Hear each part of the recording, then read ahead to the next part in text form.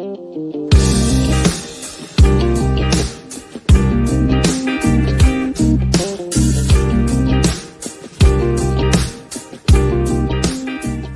and welcome back to Patriot Pastime. Today's video might get a little bit lengthy just because we're going to cover a kind of an oddball gun and a caliber that I defend near and dear to my heart that everybody always gives me a bunch of crap about. Today's video is going to be the Taurus Curve, which is my personal everyday carry gun, and it is chambered in 380 ACP.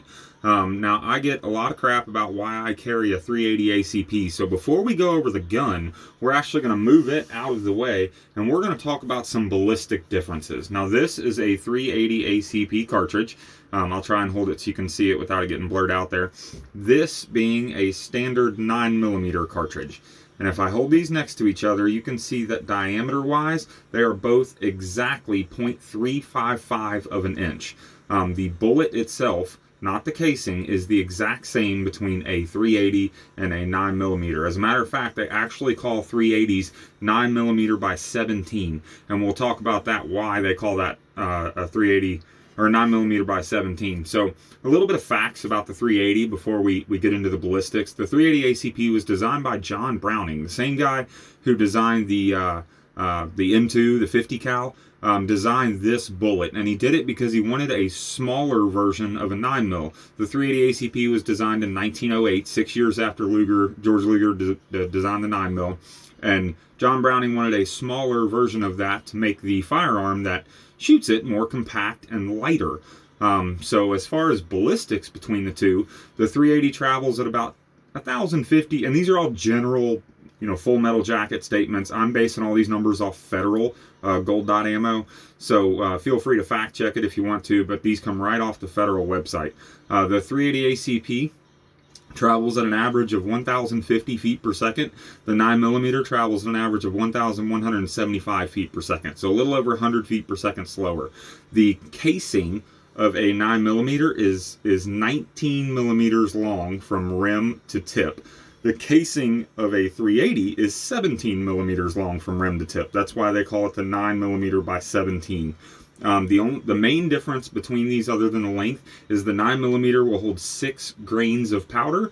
A 380 ACP will only hold 5.3 grains of powder. And what that translates into is your 9mm hits with 341 foot-pounds of kinetic energy, whereas your 380 ACP hits with 200 foot-pounds of kinetic energy. Now, for me, in a personal carry gun, and if you remember from the last video, I keep a 9mm right next to me in my car. For me, 200 foot-pounds and 1,050 feet per second is more than enough for my everyday carry gun.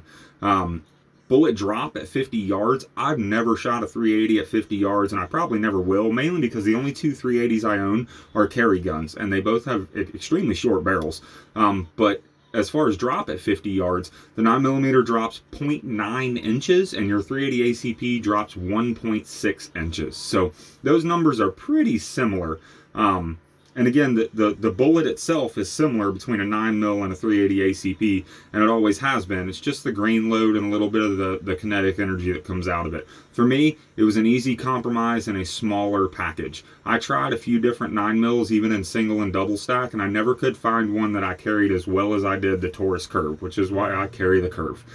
So now that we talked about the ballistics, and again, I'm trying not to bore you to death with the Wikipedia facts, but I just wanted to go over the bullets themselves a little bit before anybody tries to roast me about why I carry a 380 ACP. So now we're going to get the live ammo off the table, and we're going to go over the firearm.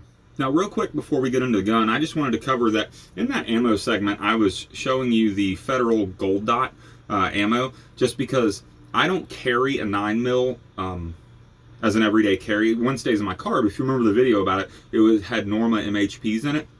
So I needed a 380 round to compare to 9mm. This gun, this 380 Curve, normally stays loaded with Hornady critical defense in it. I couldn't give you any numbers comparison to a 9mm because I don't actually have any critical defense in 9mm. I do keep a lot of this federal gold dot around, being that it's an everyday carry gun. I like to shoot it a lot on a range just to stay familiar with it. So I do have gold dot in both 380 and 9mm. That's one of the reasons we used a gold dot, talking about bullet comparisons. Now on to the firearm. For anybody that's never seen one before, this is a Taurus Curve.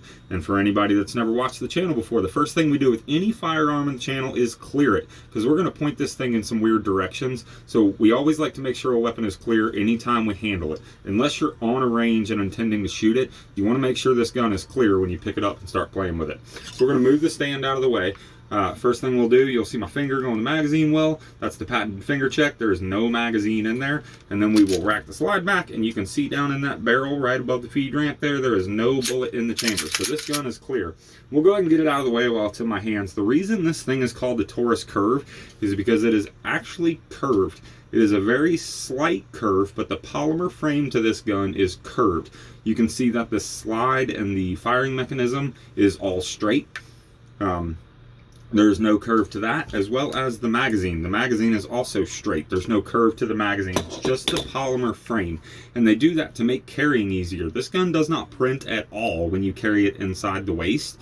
And it was designed like that, which is why it has this curve to it. Now, how you see this gun is exactly how it will come out of the box from Taurus. I'm going to go ahead and put the magazine in it. You can see there's red sticking up right there. There is no round in there. I just want to show some of the features, and we'll keep it pointed away from us.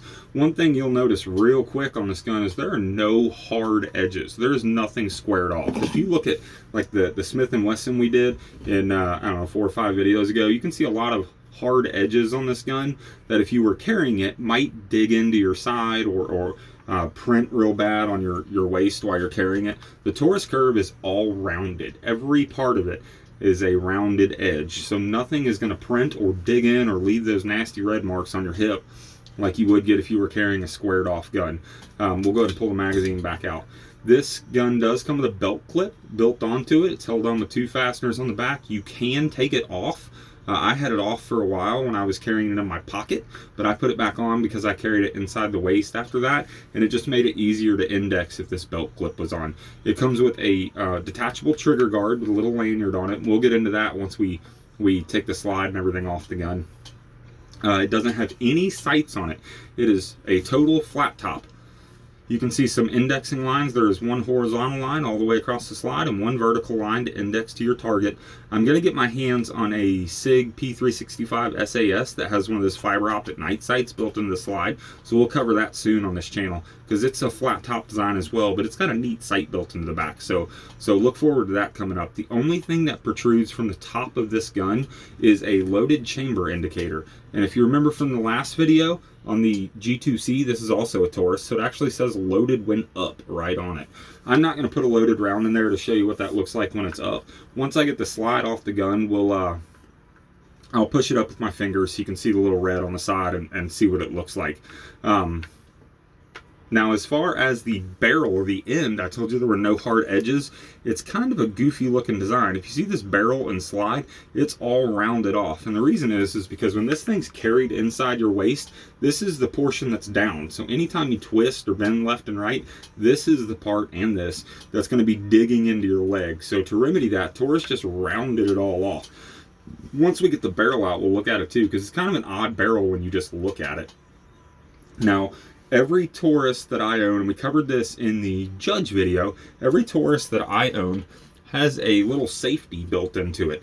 If you remember this key on the Taurus Curve, the same key, I would have loved to seen Taurus manufacture different keys for different models, but the exact same key that works with the Judge works on the Curve. If you insert that into this hole right in the belt clip, and you turn it 180 degrees clockwise, now the slide will not move, which means this gun cannot fire. So again, every Taurus I own uses the same key and has a safety similar to that. I just wanted to make sure and point that out because I don't have a lot of Tauruses left we haven't covered on this channel, and I'll make sure to point that out on all of them because it's a neat feature that a lot of guns don't come with. I just feel like it's kind of important to talk about, since if you end up with a Curve one day and you can't operate the slide, you got to get the box back out and find this key that it came with and unlock it. So now that we talked about the exterior features of the gun, we'll go ahead and get the gun apart and we'll show you how it works. Now, to take the curve apart, the only way to get the slide to lock to the rear, which is required to take this gun apart, is to insert an empty magazine into it. If you remember, I told you this is a slick frame gun, which means there is no magazine release, there is no slide lock. The only way this slide will lock to the rear is to take an empty magazine, insert it in, pull the slide back, it'll lock, and then take the magazine back out. There is no magazine release, so to take the magazine out, there's a button on each side. You just simply squeeze those two together, and the magazine will come back out. Once your slide is locked to the rear, I have dug through Taurus's manuals to try and figure out the correct way to do this. It's not in there. It simply says take the pin out. If you'll notice, there is a takedown pin right here and a groove that it rides in on the side of the slide. The easiest way that I've found to do this is to be very, very careful and just use a knife or a tiny flathead and pry that screw up a little bit. Once we get it up, if I turn it sideways, you can see that pin, I call this screw, that pin is sticking out a little bit now. Now that it's out, you can reach in and grab it with your fingers, and it does come all the way out. It's supposed to come all the way out. After that, slowly let your slide go forward. Don't just grab it and let it go, because it will shoot off the end of the gun. But after that, your slide will come off of your lower. Now, this is my everyday carry gun, so if there's any pocket lint or anything in this gun, I apologize. I don't clean it as often as I should. This is a full metal slide, so you can throw the entire thing in an ultrasonic cleaner. But just ignore the lint if you see any in this video. We'll go ahead and take the recoil spring out. Now, because this thing is only a 1.8 inch barrel, it is a double recoil spring. There are two springs inside here, and you can actually take them all the way apart. So if you pull the guide rod out the end, there are your two springs. And if you're cleaning this by hand, you can take this all the way apart and clean it out. But that's how, because the barrel's so short, it needs a stronger recoil with the 380 ACP in order to get the slide to function correctly. So it's a doubled recoil spring. That might be our first double recoil spring we've done on this channel. But after you get that recoil spring and guide rod out, then your barrel will come out. And just like in the Glock video, it goes forward a wee bit to get past the firing pin and then up and out. Now, I told you this barrel looks kind of goofy when you get it out.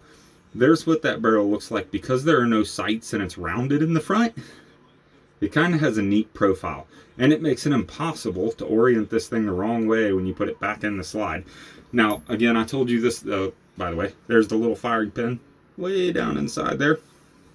Now, I told you this thing was hammer fired. Here is the lower to the gun, and right here is that hammer. If you remember, we racked the slide and put a magazine in it to lock it back. So right now the hammer is in the firing position. It is all the way back and into battery. The only way to get this gun to fire, if you remember the Smith & Wesson video, is to put a magazine in the gun. And we're not going to do that. Just know that this is the hammer, and that thing will sling forward and hit the firing pin right here, which comes out into your firing pin hole and extractor. I'm not going to be able to show this on camera. Right in there. Now, as far as the loaded chamber indicator, if you look right above that firing pin, right here, when the rim of the casing that's in the chamber will actually come in contact with that loaded chamber indicator and push it up. Ooh. So there's that little bit of red, just like on the G2C, that sticks up when there's a live round in the chamber. And that is actuated right above the firing pin, that little knob sticking out right there. That's what actuates that loaded chamber indicator. Now, onto the lower of this gun. I have purposely left this trigger guard on the entire time because right out of the box, at least my Curve did, I'm pretty sure most of them do, this gun comes equipped with a Viridian light and laser. And inside of this trigger guard right here is a magnet. So I'm going to go ahead and pop it off. And you'll notice as soon as I take that thing off, the light and laser comes on. Because right where the button is, this is the button that turns that light and laser off. Right where the button is, if you introduce a magnet to that, it will actually turn the light and laser back off. And, well, I've lost all my good magnets. Just know that inside of this trigger guard, there is a magnet. Now, forewarning here, this magnet has fallen out several times for me. I just keep super gluing it back in place. That's why it kind of looks dodgy. But when you put the trigger guard back on this gun, it will turn that light and laser. If you see down in the crack, there is nothing on. It turns that light and laser off. Now, when you carry this gun, you tuck it inside your waistband, or at least I do. If you appendix carry, you can tuck it in the front. You tuck it in and put the belt clip on, and then you tie this around your belt loop, which means when you draw this gun out, it will immediately pull the trigger guard off and that light and laser will come on. Now this laser is adjustable. Right at the bottom there's a tiny Allen hole for your elevation, and then on the opposite side of the button there is a windage elevation. When you buy the gun, it comes with the Allen wrench to adjust those. Again, it's a 1.8 inch barrel on a 380 ACP. The laser doesn't have to be dead on. So if you're gonna group in zero, or you're gonna try and get a group and shoot some silhouettes at 7 yards, get it close, and I'd say you're gonna be just fine. Now it does have a finger rest right up here for anybody that's like me and is pretty habitual about not putting their finger on the trigger. This is a perfect spot to index your finger. A lot of people like to use the button. Well, then you run into the problem of putting the button on and off. So this one actually has a dot right there. As far as the lower, it's also got a full polymer trigger in there. And again, remember I told you this thing would not fire unless the magazine was inside there. And it will fire if it's an empty magazine. It just has to have a magazine in there. So we'll dry fire this thing once I get it back together. I don't have any 380 ACP snap caps, and nobody's roasted me too hard about dry firing any of my guns. So once we get it back together, I will put an empty magazine in there and we'll show you the trigger pull, because it's pretty awful. But again, at the end of the day, it's a 380 ACP with a 1.5 inch barrel. So it's not going to have a competition beautiful trigger, and it is. You can put a drop-in trigger in there off of Taurus's website, and it's not that hard to do. It is a ball rotating style trigger right there in the front, right above my finger. If I move the trigger, you can actually see it moving in there.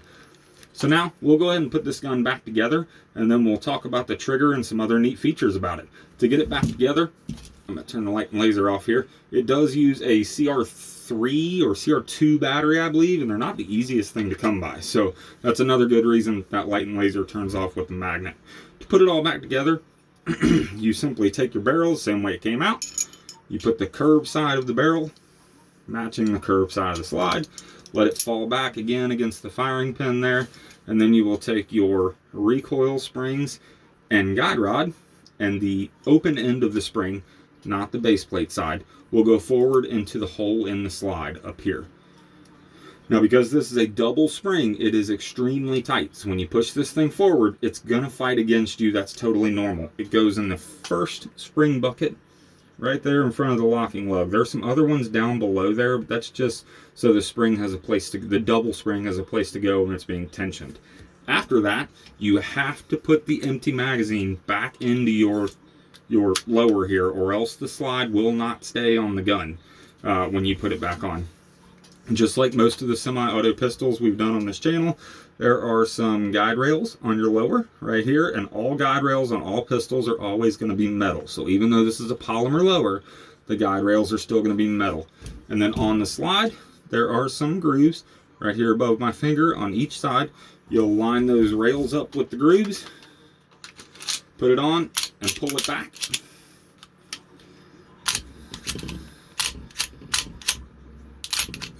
There we go. And pull it back, and it will stay to the rear. I was having an issue there getting it pulled all the way back because I'm trying to do this on camera. It makes it a little difficult. After that, you can take your takedown pin, if you haven't lost it by now, and inside of the frame, you can see that tiny little piece of metal at the bottom of this hole. That is a retention spring. That rides in a groove on this takedown pin right here, which keeps the pin in place. So when you put this pin in, you're actually going to have to take it and kind of push that spring down out of the way when you put the pin in. And you can go ahead and put the pin all the way in. It'll give you a little click, and it'll sit all the way down against the frame of the gun. After that, it is all the way in place. Now, you can't let the slide go forward if there's an empty magazine in it. So go ahead and take your magazine back out, and then you can let the slide go forward. And that is complete assembly and disassembly of the Taurus Curve. I told you we would dry fire so I could show you how bad the trigger was on this thing. This magazine is empty. There is nothing in it. There is nothing in the gun here. You just need to take it apart and put it back together. The trigger on the Taurus Curve is pretty terrible. Again, it's an everyday carry gun for me, so I'm not going to lie and tell you that it's got the best and crisp trigger in the world, because it's a super long trigger pull. It's got some weird notches in it. But if your life depends on it, you're not even going to notice that trigger pull. So you'll notice the trigger sticks all the way up to the front of the trigger guard. If you remember, I got pretty big hands, so it might not do that for you, but for me it sticks all the way up to the front of the trigger guard. And it doesn't actually fire until you get all the way to the end of the pull. Right there. So that is a long pull on the Taurus Curve. The G2C is nothing like that. It's just the curve, and it's because it's got that polymer ball style trigger, so it all rotates from one axis up here. We'll go ahead and take the magazine back out, and I will turn my light and laser on and put the trigger guard back on. Now you might think this trigger guard is somewhat useless. Just know, for anybody that carries a gun, it's important that if your gun doesn't have a safety and you are going to carry around inside the chamber, you have to block the trigger. That's why people use holsters and things like that, because it blocks the trigger. The Taurus Curve is designed with this belt clip so you don't have to use a holster. So it's imperative that you block the trigger until you're ready to fire, and that's what this trigger guard is for. That is pretty much going to wrap up the video on the Taurus Curve. I was hesitant to do the Curve because I knew people would give me crap about carrying a 380 ACP, and while people are in the mood of giving me crap, we'll go ahead and cover the wife's car gun. The wife also carries a 380, however it is a Ruger LCP. This one is also chambered in 380, and I stole this out of her car this morning, which is why it's still loaded. We talked about a trigger guard. This thing stays in a holster because it stays in the glove box.